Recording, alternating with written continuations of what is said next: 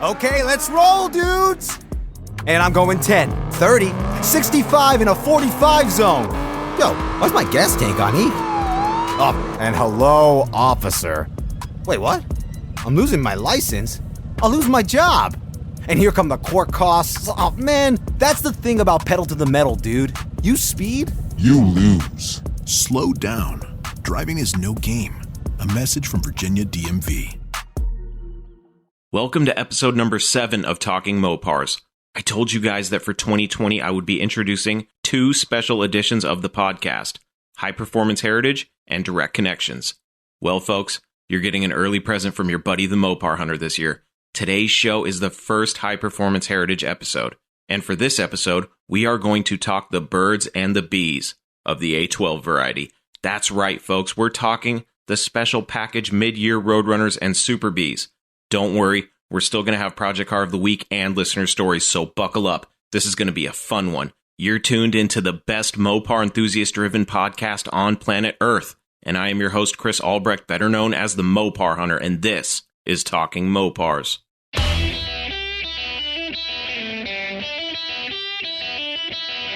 You're listening to Talking Mopars with the Mopar Hunter, your direct connection to all things Mopar.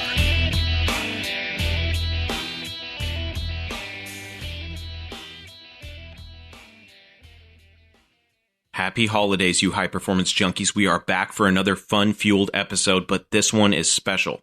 Today, we're going to be showcasing the A12 cars on the very first edition of High Performance Heritage.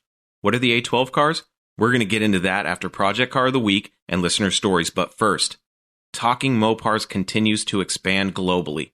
This podcast has spanned the earth, so I want to say thank you to all the listeners from the following countries: the United States, Canada, Sweden, Australia, New Zealand, Germany, Poland, the United Kingdom, Norway, Brazil, Ireland, St. Martin, Austria, Switzerland, Denmark, Mexico, the Netherlands, Indonesia, Israel, India, France, and the Czech Republic. Thank you all for joining me right here on Talking Mopars. I still need you guys to share the show on social media. All you have to do is tell people to visit talkingmopars.com. It's the easiest way to find the show and my contact information and all of that good stuff. So please help me spread the word by sending your friends to talkingmopars.com.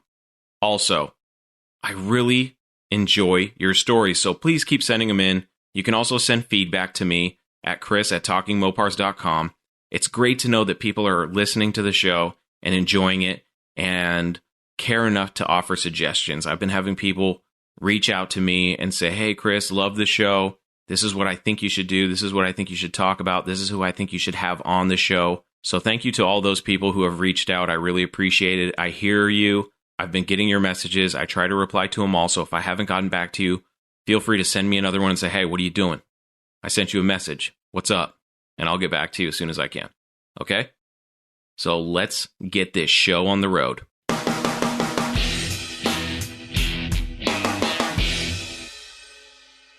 This week's Project Car of the Week is really cool. Now, I want to play a little bit of a game.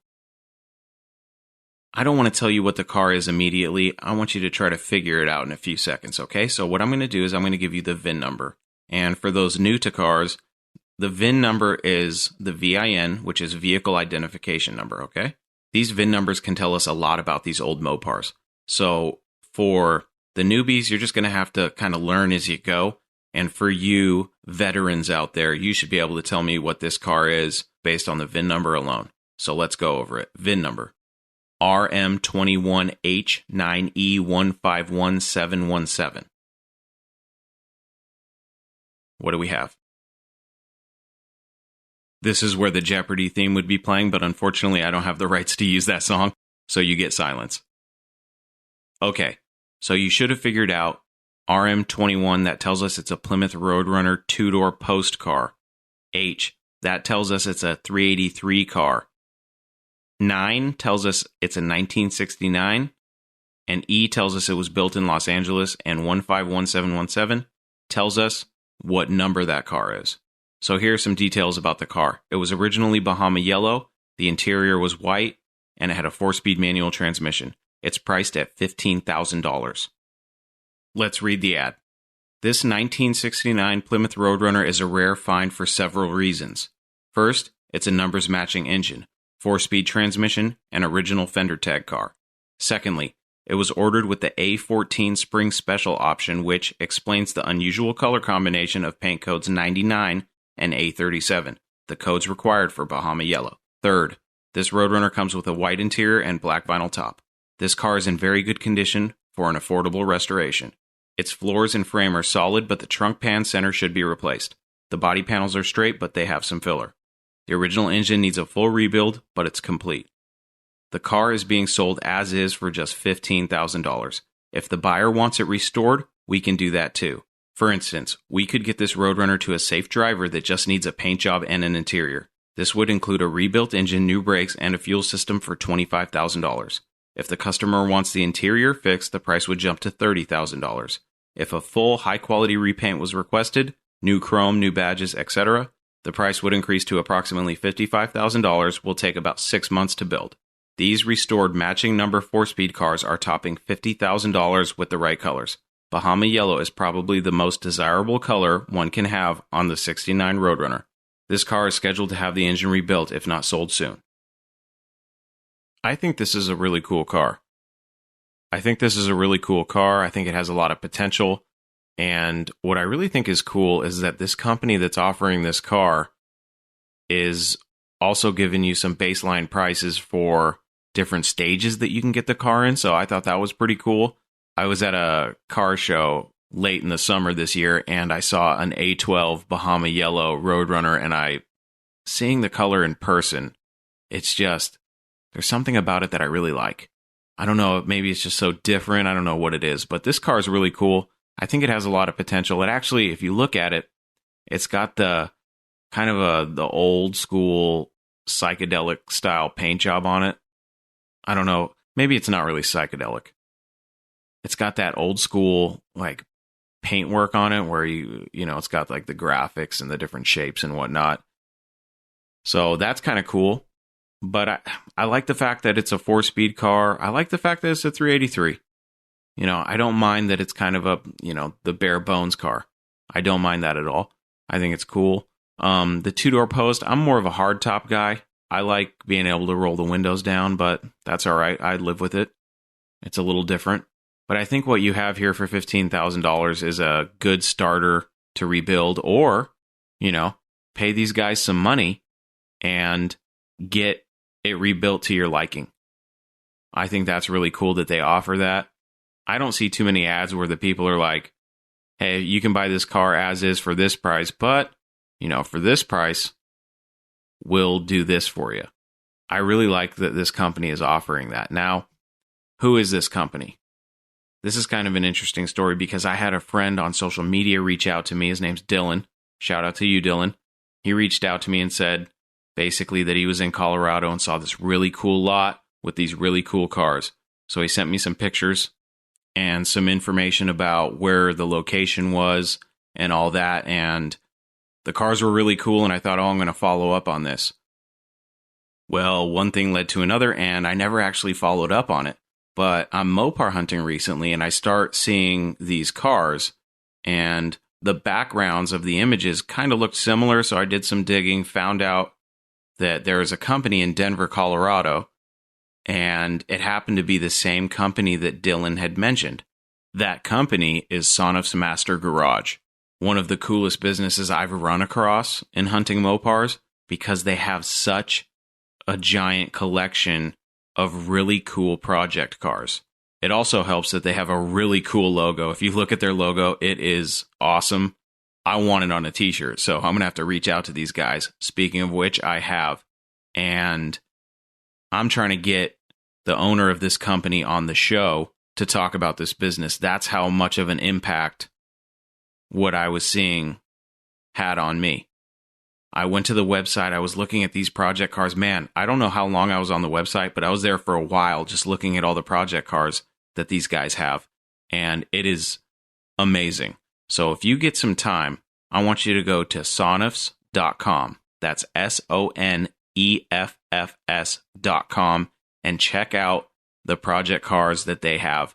It is, I mean, I could only dream about having the amount of project cars that they have, which would never happen because I just don't have those abilities to hunt down that many cars.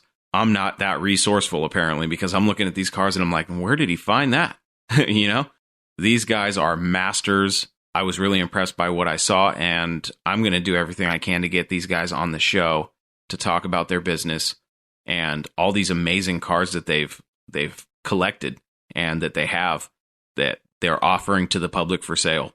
So if you like the Mopar Hunter and you like going on there and seeing cars for sale, project cars, whatnot, Mopars, you're going to love this website. So check out all their cars and tell me what you think, because I think it's really cool. A lot of the cars are priced right, and they just have some really cool cars. I could sit here, I could have a 5-hour episode just going over each of the project cars that they have for sale. That's how amazing this place is. Now, they also have a YouTube channel. And if you want to see that, just go to YouTube and look up Soneff's Master Garage, Inc. They have videos of a lot of these project cars, and they have a 100% original 1970 Plymouth Superbird that is crazy cool. So you can see that on their YouTube and on their website as well, I believe. So go check these guys out. I'm really excited to try to get them on the show and talk Mopars. I want to know how they're sourcing these cars, where they're getting them, because this is really cool. They have some really cool stuff. But back to the Roadrunner. Like I said, I think it's a good car. I think it's got a ton of potential. It's Bahama yellow. That's really cool. 4-speed car. That's always a plus. So go to Soneff's. Check out I can't say it enough. Just go there. Check out everything they have. Like I said, you're probably going to be there for a minute. And when you're done, come back and listen to some more episodes of Talking Mopars. All right? So that's Project Car of the Week. Let's get into listener stories.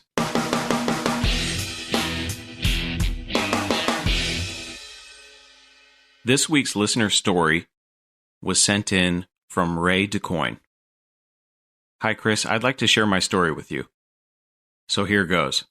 I bought my first Mopar in the summer of '94, a 1970 340 Swinger, EV2 with black vinyl roof, black hood scoops, and stripe. Like your dad's, deep dish Craigers. 50s in rear, skinnies in front.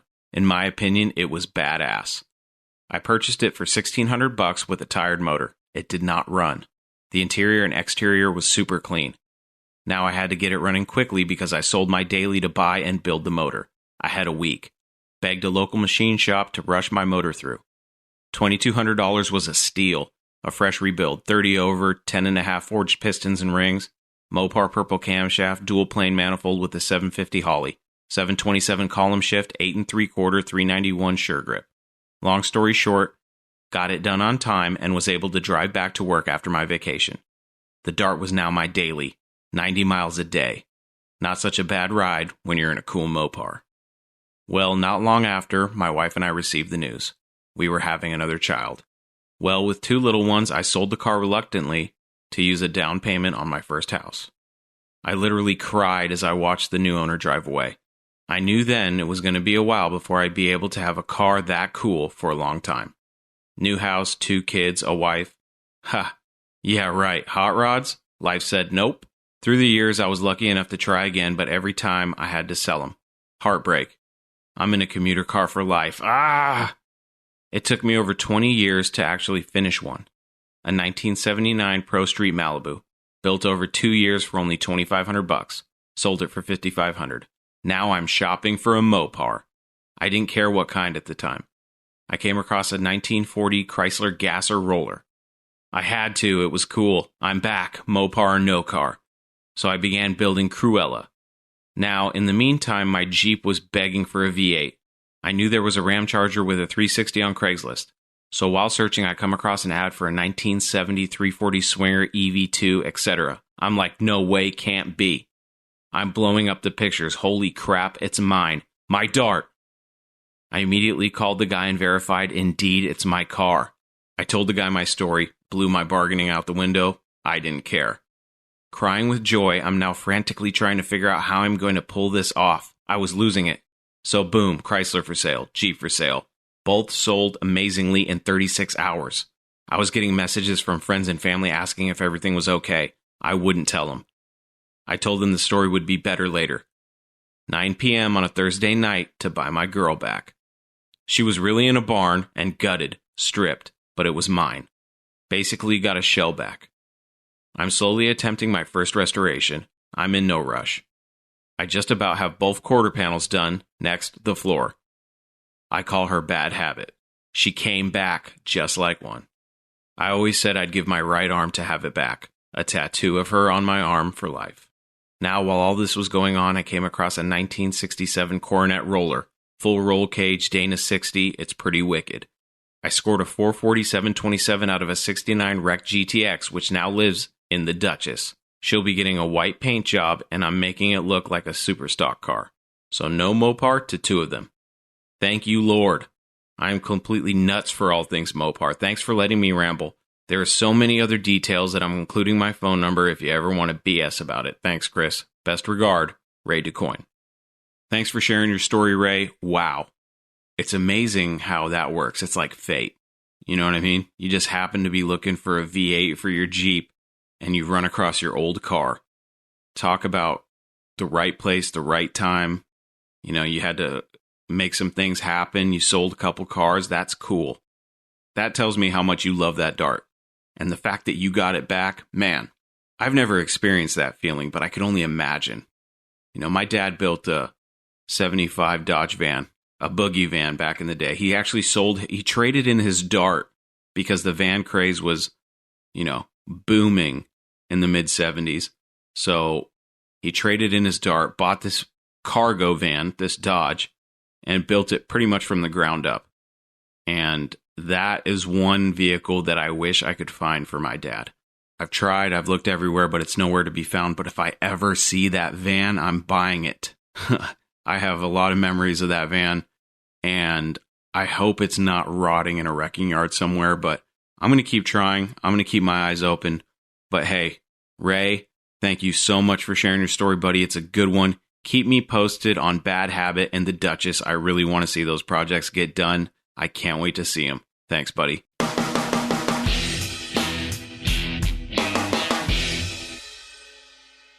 All right, folks, we've made it to the main event. On this first edition of High Performance Heritage, we are talking A12, M-Code, Plymouth Roadrunners, and Dodge Super Bs.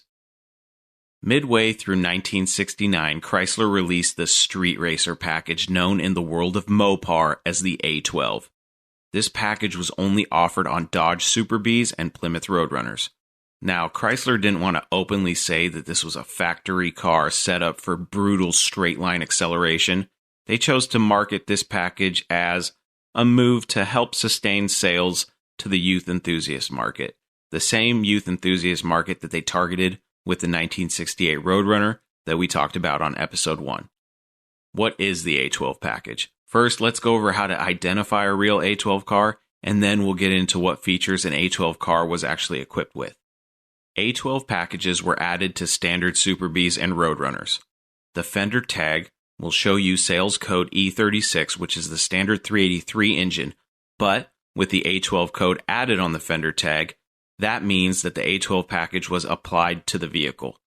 If you're looking at a fender tag of a Roadrunner or a Super B in 1969 and you see A12, then we're on the right track. So the other way we can verify an A12 car is by checking the VIN.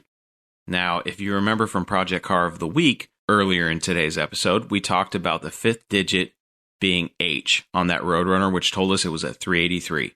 Well, on the A12 cars, the 5th digit in the VIN would be an M, which designates this car as a 440 with 3 2-barrel carburetors. So we call that a 6-pack for Dodges and a 6-barrel for Plymouth. That's one thing you'll hear in the Mopar community. You'll get the real sticklers for this kind of stuff.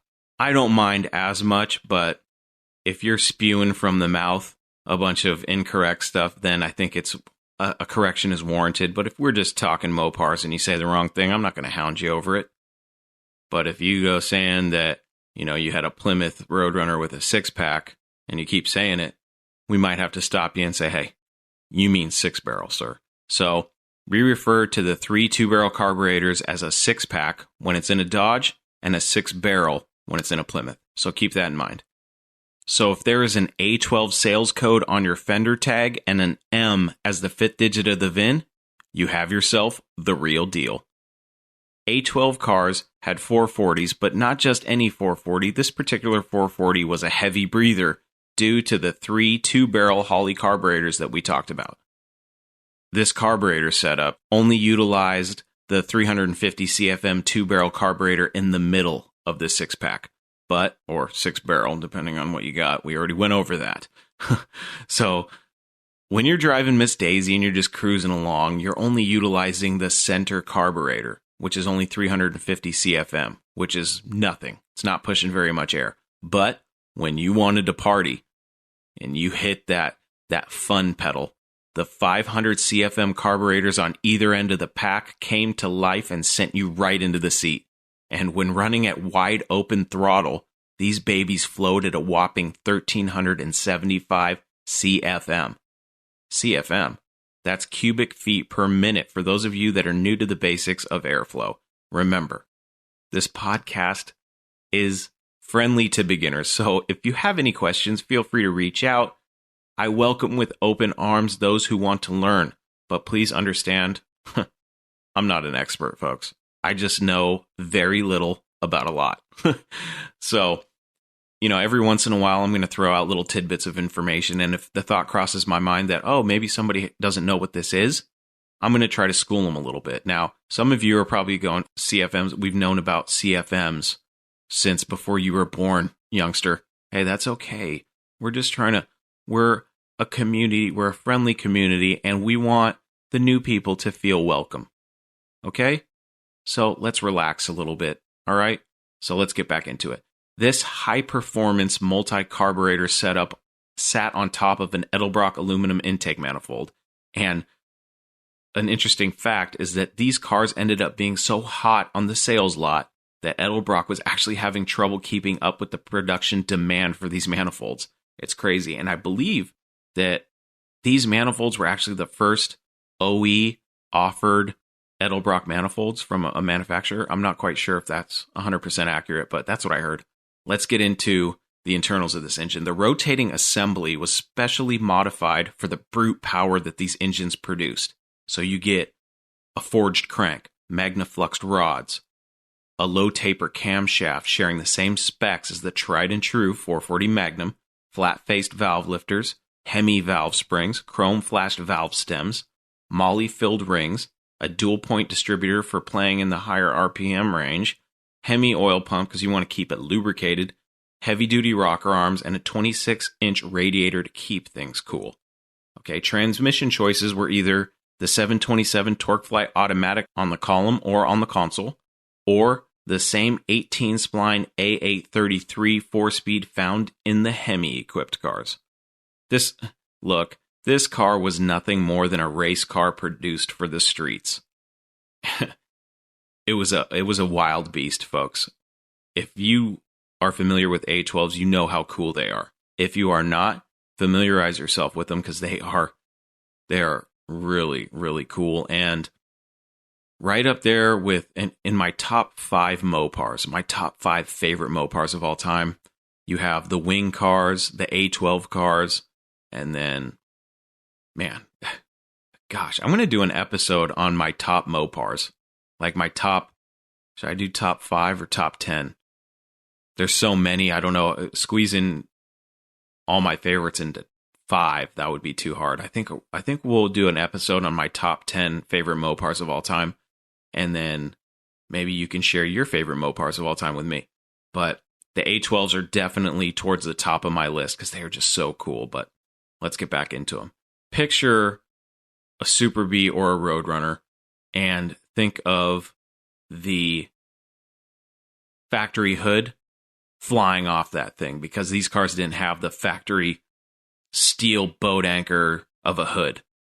What they did is they pinned on a special blacked out lift-off fiberglass hood with a huge air-grabbing scoop. Yes, I said pinned on. They ditched the heavy hood hinges and used hood pins on all four corners to keep the lightweight hood anchored to the cars. Because these things were blistering fast, so you don't have that thing pinned down and it's see you later. You know what I mean? That thing's flying and flipping through the air. So this hood features either 6-pack or 446 barrel logos on the sides of the scoop. So this car, I mean, driving down the road, these cars, you see this car coming, it's got a flat black hood with big beastly nostrils coming at you, and you're just going, whoa, what do we have here? These cars were just, I mean, for lack of a better term, they were badass. That's all there is to it. These cars were so purpose-built that the air filter was actually exposed to everything that the enormous air hole of a scoop sucked in, which could be considered really reckless on behalf of Chrysler or really, really hardcore for those who have one goal in mind: tire shredding, speed law breaking, quarter-mile destroying performance. Well, I mean, for those days, the A12s were actually only 13-second cars, but from my research, in a test from Drag Racing Magazine, Ronnie Sox broke into the high 12s at 111 miles an hour in a 4-speed A12 Roadrunner. But, you know, that's also professional drag racer Ronnie Sox, who, in case you didn't know, he makes up half of the legendary Sox and Martin duo of drag racing fame, and he was likely running slicks, and who knows what other tricks were implemented in achieving that time. You know, he's a professional drag racer and well-versed in the world of Mopar, so I'm sure he had some tricks up his sleeve to lower that ET. To keep the minimalistic character of these cars on point, the cars were offered with 15x6 black steel wheels with no caps or covers and chrome-plated lug nuts wrapped in Goodyear Red Streak G70 15s. So these cars, when you're looking at these cars, you see a black hood with a giant scoop, and you see black steel wheels with chrome lug nuts and red streak tires. That, to me, that just has run what you brung all over it. You know what I mean? These cars were nothing less than factory-offered straight-line performance machines. These things weren't meant for going to the grocery store. These things were meant to go in a straight line and do it very quick. To keep all this power in line was a Dana 69 3/4 rear end with 410 gears, a sure grip differential, and big ol' 11-inch drum brakes. Drum brakes? What about discs? Nope. We like to live dangerously, folks. No disc brakes were offered, only giant drum brakes, okay? The suspension was the same factory drag racing setup from the Hemi option cars, too. So any claim from Ma Mopar that these were not race cars was simply tire smoke and rear view mirrors, okay? Lies. These cars were race cars. And, you know, Chrysler knew that kids were buying these cars and racing them. Preferably on the track, but back in the lawless 60s and 70s, we all know what was going on. These kids were running these cars on the street. These cars were hot. But if you wanted air conditioning, in your dreams. These cars weren't meant for comfort. They were meant for the quarter mile. But, in case you were in a rainstorm, 3-speed wipers were actually standard for the A12s. I found that out, and I was actually surprised I didn't know that. The A12 package would give a street Hemi car a run for the money at nearly half the cost. The Hemi option was like $800 and something, and the A12 package was like $400 and something, or $300 and something. Personally, it's like, okay, you could have the Hemi. Like, this is the ultimate debate for me. Would I rather have the 446 pack or the 426 Hemi? I guess it all depends on the car, really. But in 1969, whether it was a Super Bee or a Roadrunner, what would I rather have? A Hemi or the A12 package Super Bee or Roadrunner? I would go with the A12 just because show me the Hemi car with the lift-off hood. That's what I thought. Doesn't exist. You know, unless we're talking 68 super stock Darts and Barracudas. That's a whole different. That car was not street legal, folks. It was not sold to be used on public roads. But I think we covered most of the important things that make these birds and bees really fly. Production numbers on these cars seem to vary slightly, but what I can tell you for sure is that way less than 4,000 of these units were produced in total. The number is actually closer probably to less than 3,500, and far less exists today. The actual number of cars that were available in Canada of the A12 cars is actually unknown as far as I know. So if you know, let me know, but as far as I know, that number is unknown. But these are special cars and two of my favorite Mopars of all time. If I had to choose one, it would probably be, no pun intended, the Dodge Super Bee. I'm not too sure on the color, but I never saw a green Mopar I didn't like. I really like F6, that's bright green. And of course, I'll take mine with the 4 on the floor. Thanks. But that's pretty much it for the A12s. I really hope that you enjoyed the first edition of High Performance Heritage, and we'll be back next week to close out 2019. Until then, I am Chris Albrecht, and that was Talking Mopars.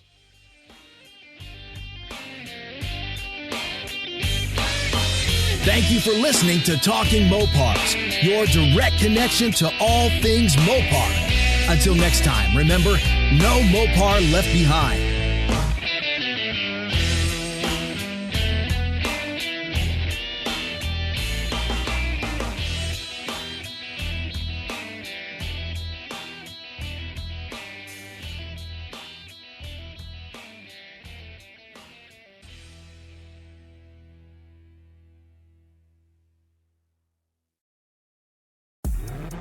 Okay, let's roll, dudes!